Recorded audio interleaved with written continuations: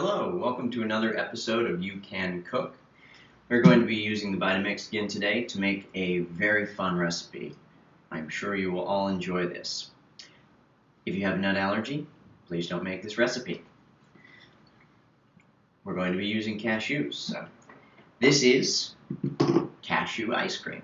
Now this is a really easy recipe. It only requires 4 ingredients. You can add whatever you want to it, of course.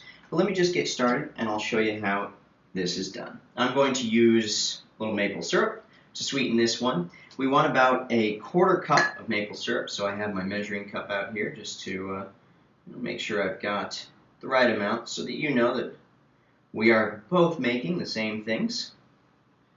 Let's see, that looks like it should be enough. And you can always add more as you like, totally up to you. Now we're going to use vanilla for this one. You can either use vanilla extract or vanilla bean. I have vanilla bean here that I'm going to use for this one. So I'll put in just about a 1-inch piece of the vanilla bean, more or less as you like. I prefer it to taste a little bit like vanilla. We're going to toss our ice in here and our cashews, and that's it. I have about 1/2 cup of cashews right there, and I've used a measuring spoon to get that amount, so that should be good for you too. Now this recipe I'm going to use a whole tray of ice, and this is equal to about 3 cups of ice.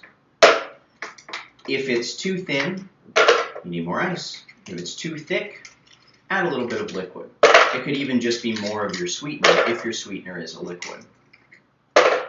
Let's see if we can get these last few pieces out. Alright, so that's 1 tray of ice there. And that's it. Now I'm using the wide container, so it's a little bit more difficult to get the ice cream with these ones. So it might take us a little bit of tamping. I'll fast forward through it. It really only takes about 45 seconds to do. So it should be ready in that amount of time. If it's not, you need to add something to it to get the right texture. As I said, if it's too thick, add liquid. Too thin, add ice. We can use the automatic setting for the ice cream on here if we want, or we can just turn it up on the 1 through 10 setting.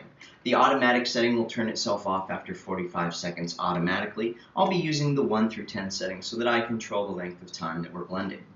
All right, let's get going. See you on the other side. I'm confident I'm going to start with the lid off. If you're not confident, start with the lid on.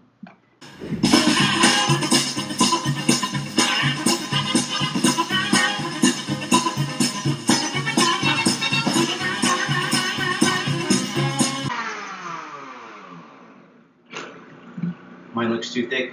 I'm going to add a little bit more of our sweetener.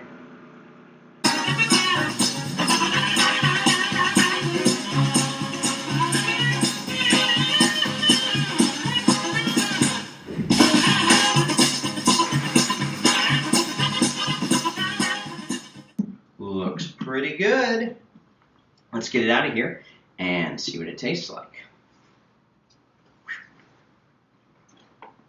Alright, so as you can see, it's nice and solid inside there. Should be frozen. Let's see. Yeah, looks pretty frozen. Excellent. And this is something that you're going to want to serve right away or put in the freezer because it will start to melt. Now, it's still delicious when it melts. It's just like a really delicious nutty smoothie. Oh yeah, look at that. Beautiful texture there. It looks just like an ice cream when you pull it out of the freezer there and you're ready to serve it. Let's see. I can use my cooking utensils as a spoon.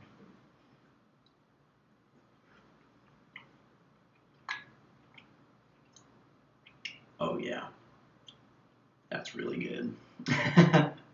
So this is a really easy recipe. As you can see, we only had 4 ingredients. I did add a little bit extra of the maple syrup, so it was probably about 2/3 of a cup of maple syrup used total in this recipe. And that amount of sweetener should just touch the bottom blades, and that would be about enough. You can use more or less as you like, as I said earlier. It's up to you. You could add flavors, add a little strawberry in there. Maybe you could do some chocolate powder instead of the vanilla. Whatever you like. This is just a great ice cream recipe to flavor however you and your family like to flavor it. Please try this at home, and please subscribe to the channel. We're making new videos for you all the time here at You Can Cook. Bon appetit. I'm just going to eat all of this. I hope you weren't